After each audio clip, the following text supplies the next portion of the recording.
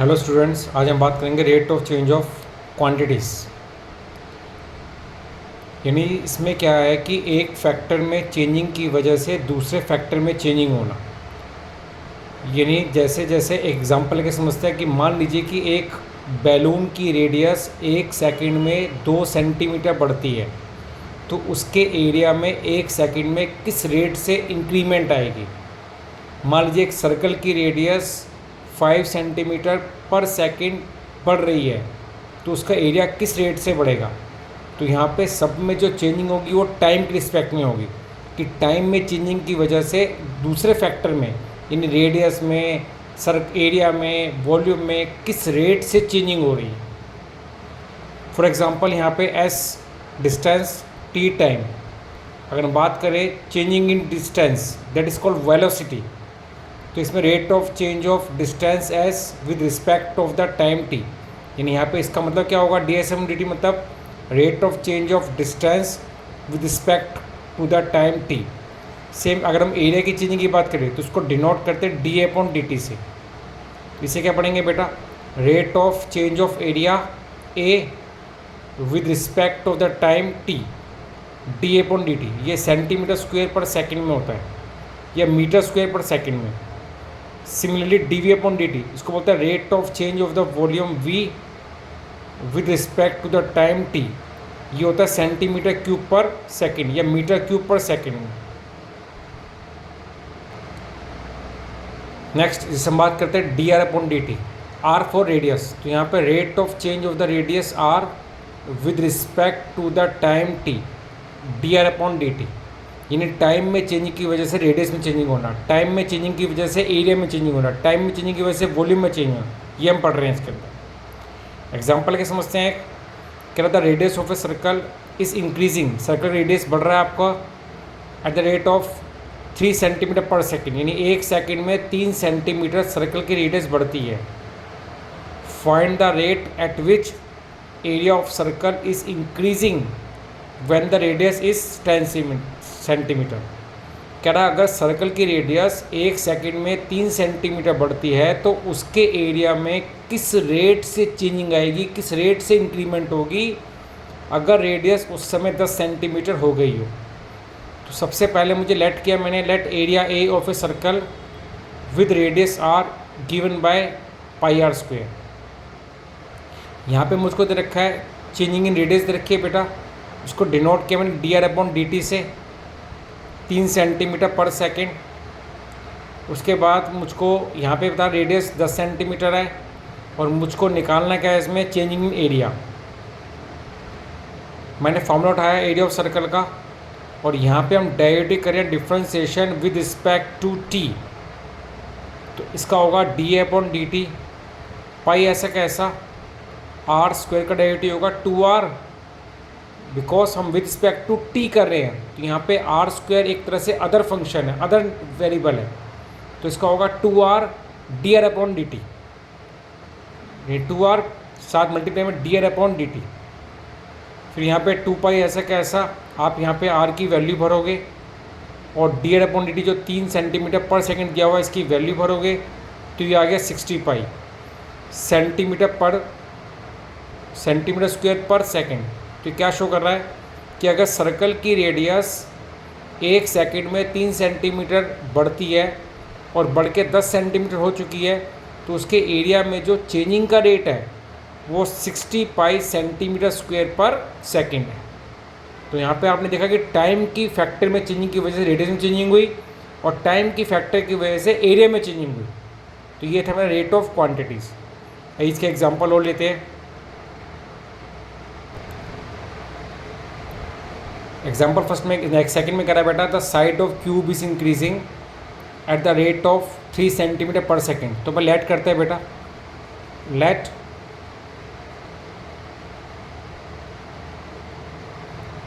Volume of cube is क्या होता है, एक्स क्यूब। अब यहाँ पे उन्होंने बोला है कि the side of cube is increasing at the rate of 3 centimeter per second, how fast is the volume of the cube increasing when the side is 10 centimetre लो। तो किस में दे रखा है कि इसका जो साइड में चेंजिंग है वो होती है 3 सेंटीमीटर पर सेकेंड। तो पूछ रहा है उसके वॉल्यूम में किस रेट से चेंजिंग आएगी अगर x बढ़ के 10 सेंटीमीटर तक हो गया हो। तो ठीक करना क्या है बेटा, मैंने उठाया इसके अंदर वॉल्यूम ऑफ क्यूब,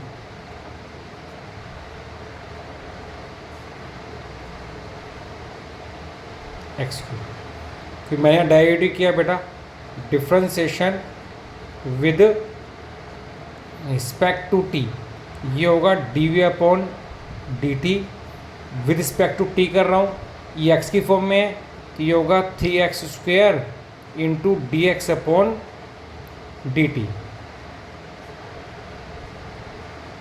यहाँ पे x की value 10², D X upon D T की वैल्यू 3, ये हो गया 3 3 9, 900 सेंटीमीटर क्यूब पर सेकेंड। तो आपने देखा कि अगर अगर क्यूब की साइड 1 सेकेंड में 3 सेंटीमीटर बढ़ती है तो उसका वॉल्यूम बढ़ेगा 900 सेंटीमीटर क्यूब पर सेकेंड। तो आपको इस क्वेश्चन को ऐसे करना है। तो यहाँ पे ये डी एक्स डी टी दे रखा था, D V upon D T निकालना है और कह रहा है एक्स बढ़ के 10 सेंटीमीटर हो चुका हो। तो मैंने वॉल्यूम उठाया, विद रिस्पेक्ट टू टी किया, D V upon D T 3x² D X upon D T, यहाँ पर x की वैल्यू भरी 10, D X upon D T भरा 3, 3 3 9, ये आगे 900 सेंटीमीटर स्क्वायर क्यूब पर सेकेंड। नेक्स्ट एग्जांपल लेते हैं हम। इसमें कह रहा है बेटा, कह रहा है एक बैलून जो स्पेयर के रूप में है, इन्फ्लेशन उसको फैला रहे हैं हम, पंपिंग की तरह हवा भर रहे हैं उसके अंदर, और वो दे रखा है 900 सेंटीमीटर क्यूब पर सेकेंड। ये जो सेंटीमीटर क्यूब में होता है बेटा, ये वॉल्यूम होता है इसका। Find the rate at which was radius of the balloon increase. कह रहा है उसकी रेडियस किस रेट से बढ़ेगी अगर आर बढ़ के 15 सेंटीमीटर हो गई हो। तो यहाँ पे पहले लेट करेंगे बेटा volume V of sphere R, क्या होता है इसका वॉल्यूम बेटा, ये होता है 4/3 पाई आर की क्यूब। अब मुझे यहाँ पे D V upon D T ये दे रखा है 900 सेंटीमीटर क्यूब पर सेकेंड, ये मुझको गिवन है इसके अंदर। अब मुझको निकालना क्या है यहाँ पे D R upon D T, ये मुझको फाइंड करना है, और आर मेरा 15 सेंटीमीटर हो गया है, ये भी मुझको गिवन है। तो चलिए करना कैसे इसको बेटा, हमने उठाया वॉल्यूम ऑफ क्यूब, क्या होता है 4/3 पाई आर की क्यूब। मैंने यहाँ पे डाइवर्ट किया differentiation with respect to T, ये होगा बेटा D V upon D T, ये ऐसा का ऐसे ही रहेगा। हम ये because this is a constant, ऐसे का ऐसे रखेंगे, डाइवर्ट करेंगे आर क्यूब का बेटा, ये होगा 3r² डी आर अपॉन में डी टी। यहाँ पे हमारा 3 से 3 कैंसिल हो सकता है, कैंसिल कर दीजिए। इसकी वैल्यू मुझे ये दे रखी है 900, ये भरिए 4 पाई ऐसा का ऐसा, आर की वैल्यू दे रखी है मुझे 15 का स्क्वायर, ये भरिए, ये ऐसा का ऐसा, ये मल्टीप्लाई में है बेटा, ये डिवाइड में आएगा 4 भी पाई भी, और 15 का स्क्वायर होता है 225।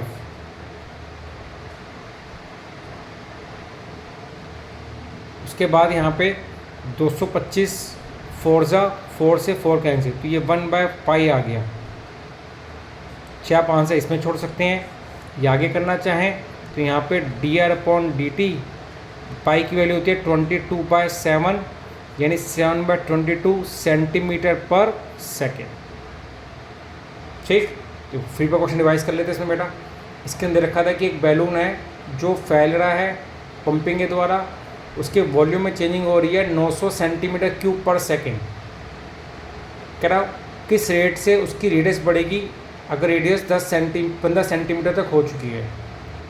तो यहाँ पे वॉल्यूम ऑफ क्यूब होता है बेटा 4/3 और वॉल्यूम ऑफ स्पेयर होता है 4/3 पाई आर क्यूब। हमें D V upon D T दे रखा है, D R upon D T निकालना है, आर दे रखा है 15 सेंटीमीटर। तो इसका हमने डेरिवेटिव किया, वी उठाया मैंने 4/3 पाई आर की क्यूब, डेरिवेटिव किया विद रिस्पेक्ट टू टी, तो होगा 4/3 पाई कॉन्स्टेंट ऐसे का ऐसे ही रहेगा, आर क्यूब का होगा 3r² dr/dt। यहाँ पे आर की वैल्यू भरी 15 और उसको सोल्व करके मैंने dr/dt निकाल लिया। सिंपल क्वेश्चन है। आइए नेक्स्ट क्वेश्चन देखते हैं आगे। नेक्स्ट क्वेश्चन में कह रहा है बेटा, एक लैडर है 5 सेंटीमीटर लॉन्ग है, लीनिंग अगेंस्ट ए वॉल, एक वॉल के साथ लगी हुई है। The bottom ladder is pulled, हम उसके लैडर की बॉटम को पुल्ड खींच रहे हैं along the ground away from the wall, wall से दूर बेटा, और उसका रेट क्या है 2 सेंटीमीटर पर second. How fast it's height on the wall decrease, कह रहा कितनी तेज़ी से उसकी हाइट कम होगी when foot of the ladder is 4 metre away from the wall. चलिए मैंने एक फिगर बना रखी है इसमें बेटा, देखो ये मेरा वॉल दे रखी है, ये मेरा बेस है और ये लैडर है। अब हम लैडर को पीछे खींच रहे हैं बेटा, जब पीछे खींचेंगे तो ऑटोमेटिकली लैडर पीछे नीचे आती रहेगी बेटा, ये नीचे, ये ऐसे लैडर इस तरफ जाएगी और ये नीचे की तरफ डिक्रीज होगा। ठीक, अब कह रहे ये जो उसको हम खींच रहे हैं ना बेटा, ये dx/dt में जब खींचेंगे तो सीधी सी बात है, इसमें किस रेट से खींच रहे हो दे रखा है मुझे, किस x में जो चेंजिंग हो रही है वो हो रही है 2 सेंटीमीटर पर सेकेंड। अब नीचे का बेस तो बढ़ रहा है और हाइट ऑटोमेटिकली इसकी कम हो रही है बेटा, क्योंकि नीचे जाएगी ना, लेटर नीचे आएगी बेटा। अब जो इसकी हाइट कम हो रही है, कह रहा है इस हाइट में किस रेट से चेंजिंग आ रही है वो हमको निकालना है। और मुझे कह रहा है इसका जो x है वो 4 मीटर हो चुका है। अगर यहाँ पे इसका x 4 मीटर हो चुका है तो इसकी हाइट में किस रेट से चेंजिंग आएगी, तो हमें पहले चेक करना है कि अगर इसका x 4 मीटर हो गया है तो उस टाइम y कितना होगा। एक तो मुझे ये भी नहीं मालूम, ये भी चाहिए। अब साफ दिख रहा है ये राइट एंगल ट्रायंगल की फॉर्म में है, तो यूज़ करते हैं हम पाइथागोरस थ्योरम। तो वी नो दैट क्या होता है, बेस का square perpendicular square is equal to H का स्क्वायर। तो यहाँ पे बेस दे रखा है मुझे x, परपेंडिकुलर y, h मेरा 5, मैंने यहाँ पे x 4 भरा, ये प्लस में है, यहाँ पर माइनस हो जाएगा बेटा।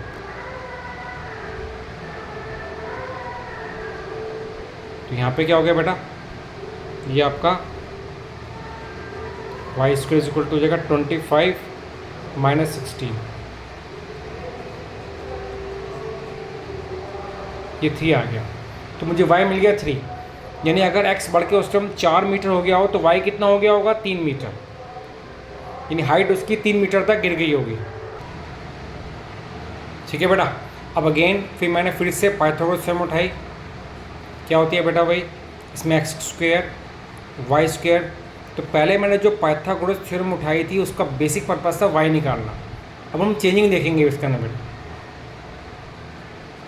तो मैंने यहाँ पर करा differentiation with respect to t, तो ये होगा बेटा 2x dx/dt 2y dy/dt, और जिससे कांस्टेंट इसका 0। यहाँ पर x मुझे ऑलरेडी दिया हुआ है बेटा 4, y मैंने अभी निकाला है यहाँ पर 3, ये ऊपर y निकाला है मैंने। फिर मेरे को यहाँ पे x भी दिया, dx/dt भी दे रखा है मुझे 2 सेंटीमीटर पर सेकेंड, ये dx/dt दे रखा है मेरे को 2 सेंटीमीटर पर सेकेंड, x दिया हुआ था 4 मीटर, y मैंने ऊपर निकाला 3 मीटर। इसको भर दिया बेटा यहाँ पे।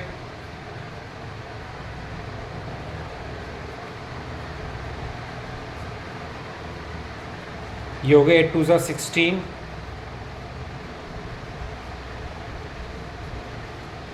ये प्लस में यहाँ पर क्या हो जाएगा,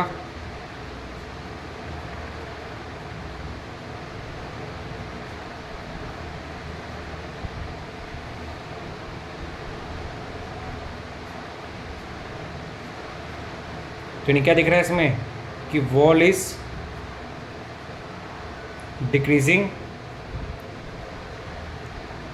8/3 सेंटीमीटर पर सेकेंड। क्लियर बेटा?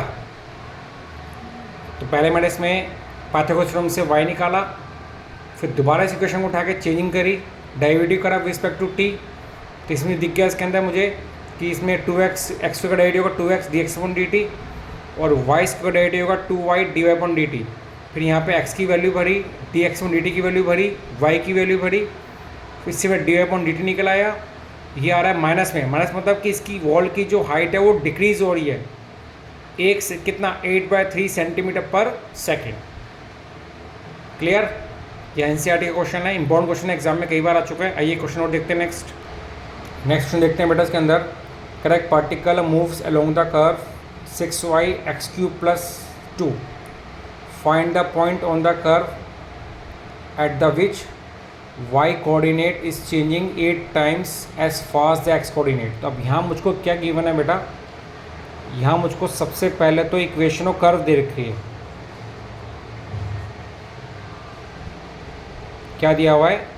6y x³ + 2। पहले मुझे ये गिवन है बेटा।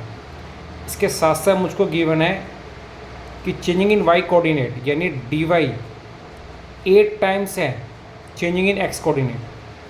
क्या changing in y coordinate 8 times है? ही लिखा changing in y coordinate is changing 8 times as fast the x coordinate. ये dy = 8 × dx, ये dx मल्टीप्लाई में बेटा, तो यहाँ पे हो जाएगा डिवाइड में फर्स्ट। चलो अब इसमें सॉल्यूशन करते हैं इसका बेटा। इक्वेशन को कर्व उठाते हैं।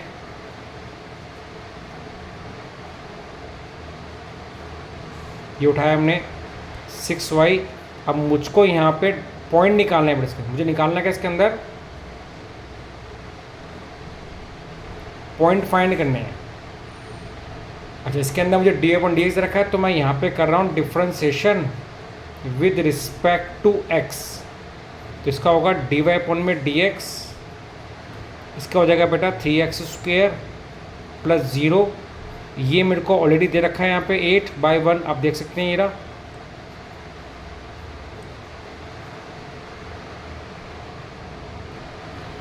तो यहाँ पे हो जाएगा 8 × 6 = 48 = 3x²। ये 3 मल्टीप्लाई में है बेटा, यहाँ पे डिवाइड में आएगा 3 16 ये स्क्वेयर है, यहाँ पे रूट बन जाएगा बेटा। तो ये प्लस माइनस में आंसर आ गया। तो इसमें एक कोऑर्डिनेट x कोऑर्डिनेट निकल गया। अब मुझको y निकालना है, तो यहाँ पे इसको पुट करेंगे, पुट इन इक्वेशंस। तो यहाँ पर देखिए बेटा, इसको 2 पर डिवाइड कर देते हैं।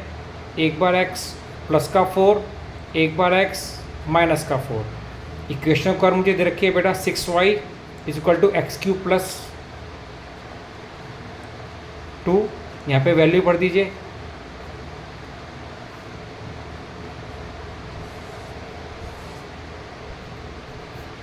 ये वैल्यू भरी बेटा 4³ + 2,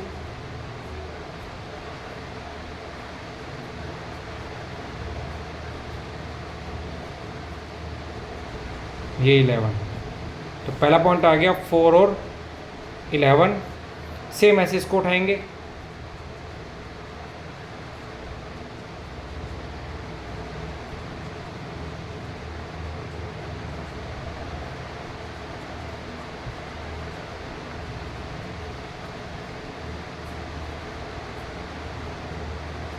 तो दूसरा पॉइंट आ गया x का -4, y का -31/3 ऐसे।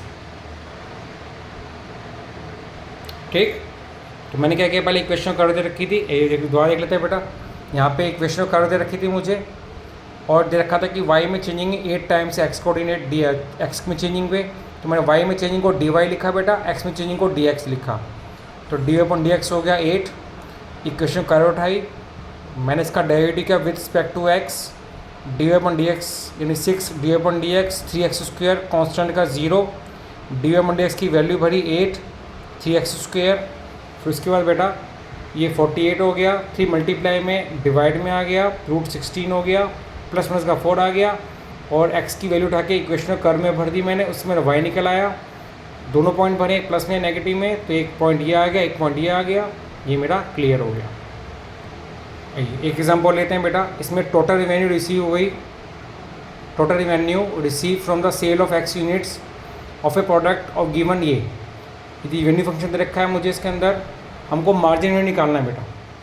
आपको बता दूँ मार्जिन रिवेन्यू क्या होता है कि due to change a unit then changing revenue, quantity में चेंजिंग की वजह से रिवेन्यू में जो चेंजिंग होती है उसको बोलते हैं मार्जिन रिवेन्यू।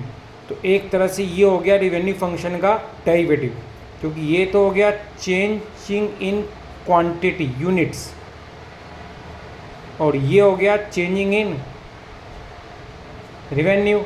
तो क्वांटिटी की वजह से रिवेन्यू में जो चेंजिंग होती है उसको बोलते हैं मार्जिन रिवेन्यू बेटा। तो एम आर निकालने के लिए आपने आर उठाया, अब आपने करना क्या है, इसका करना derivative, differentiation with respect to X. यहाँ पे एक्स जो है वो क्वांटिटी शो कर रहा है बेटा, तो एक्स में चेंजिंग कर रहे हैं हम, तो फिर रिवेन्यू में कितनी चेंजिंग होती है वो देखेंगे इसके अंदर हम कि एक्स में चेंजिंग की वजह से रिवेन्यू में कितनी चेंजिंग हो रही है। इसका हो गया 6x प्लस 36, एक्स का 1, 5 का 0, ये मेरा मार्जिन रिवेन्यू आ गया बेटा ऐसे। अब यहाँ पे मुझको x दे रखा है 5, तो यहाँ पे मैंने 5 भरा, 6 5 ज़ा 30 यानी 66, यानी अगर मेरी क्वांटिटी 5 यूनिट्स हो गई तो मार्जिन रेवेन्यू मेरी 66 रुपये बढ़ जाएगी। तो मार्जिन रेवेन्यू क्या होता है कि रिवेन्यू में चेंजिंग होना, due to change the quantity change the revenue, this margin revenue. Same ऐसे अगर मुझको यहाँ पे मार्जिन कॉस्ट निकालना होता है बेटा, तो मार्जिन कॉस्ट निकालने के लिए हम कॉस्ट फंक्शन का डेरिवेटिव करेंगे। मार्जिन कॉस्ट क्या होता है, due to change the unit changing in cost. तो अगर यहीं मुझको मार्जिनल कॉस्ट निकालना होता तो वो क्या होता है बेटा, dc/dx। मार्जिन कॉस्ट निकालने के लिए हम कॉस्ट फंक्शन का डेरिवेटिव करते, जैसे एम आर निकालने के लिए रिवेन्यू फंक्शन का क्या किया हमने, डेरिवेटिव, सिंपल, क्लियर। ये कह रहा है बेटा cone on the ground in such a way that height of the cone is always 1/6 the radius. कह रहा अगर कॉन का वॉल्यूम 12 सेंटीमीटर क्यूब है तो उसकी हाइट में किस रेट से चेंजिंग होगी बेटा। आइए इसको थोड़ा फिगर वाइज समझते हैं। जैसे ये कौन बना हुआ है,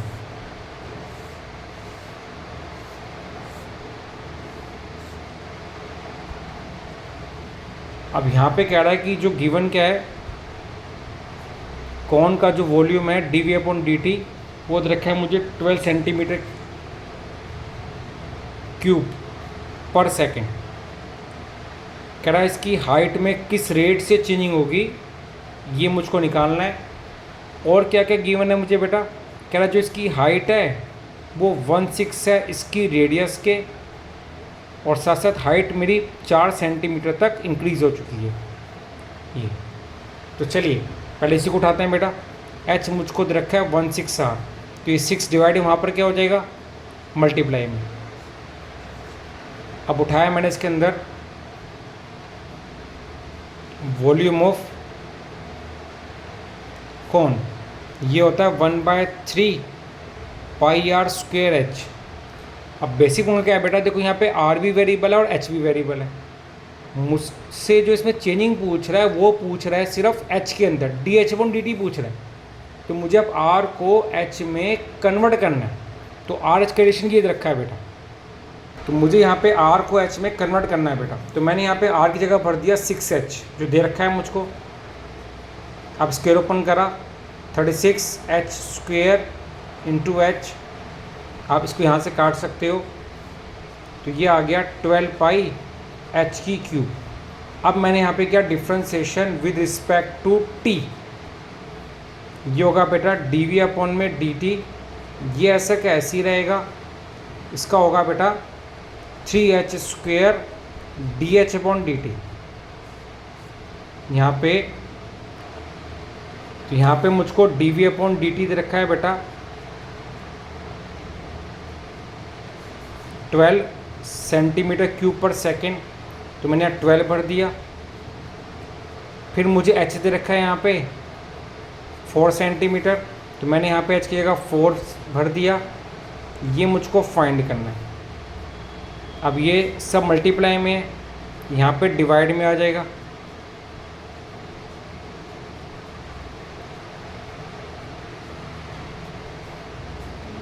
कैंसिल हो गया, ये हो गया।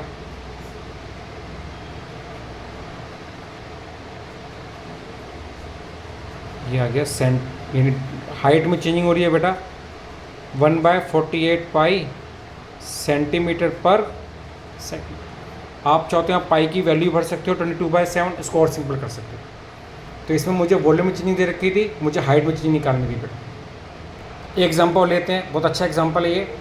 इसमें volume of cube is increasing at the rate of 8 centimetre cube पर second. How fast is surface area increasing when the length of side is 12 centimetre.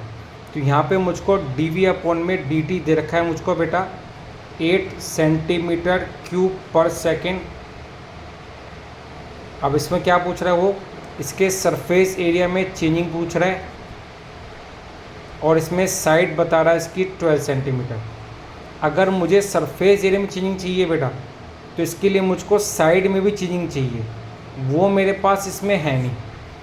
तो हमें जो वॉल्यूम दे रखा है हम इसका यूज़ करते हैं। आइए, वॉल्यूम ऑफ क्यूब ये होता है बेटा x क्यूब। मैंने यहाँ पर करा differentiation with respect to t। तो जब ये करूँ इसका क्या होगा बेटा, ये होगा dv/में dt 3x² dx/dt। तो ये मेरे को 8 दिया हुआ है, ये x मेरे को दे रखा है 12। तो इससे मैं आसानी से क्या निकाल सकता हूँ, dx/dt, यानी साइड में चेंजिंग। ये मल्टीप्लाई में ये हो गया, यहाँ पर आके 12 का स्क्वायर 144, ये आ गया बेटा। क्योंकि अगर मुझे सरफेस एरिया में चेंजिंग चाहिए बेटा, तो इसके लिए मुझको किस में चेंजिंग चाहिए होगी, साइड में चेंजिंग। चलिए, अब मैंने उठाया बेटा सरफेस एरिया ऑफ क्यूब क्या होता है 6x²। इफ़ नो इन्फॉर्मेशन तो आपको टोटल सरफेस लेना है, विद रिस्पेक्ट टू टी किया क्या होगा, ये 12x dx/dt। यहाँ पे x मेरे को 12 दे रखा है, dx/dt अभी मैंने निकाला बेटा पीछे, यहाँ पर ये निकला था मेरा,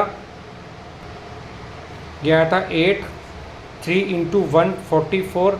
144 से ये दोनों 12 कैंसिल हो गए, आंसर आ गया 8/3 सेंटीमीटर पर स्क्वायर सेकेंड। यानी क्या निकल कर आया कि अगर क्यूब का वॉल्यूम 1 सेकंड में 8 सेंटीमीटर क्यूब पर सेकंड बढ़ता है, तो उसका सरफेस एरिया इतना बढ़ेगा। तो आशा ही चैप्टर को समझ आया होगा, ये एक्सरसाइज सबको समझ आई होगी, changing in terms of quantity. ये इंपॉर्टेंट एक्सरसाइज है, इसकी रिवीजन करिएगा। Thank you.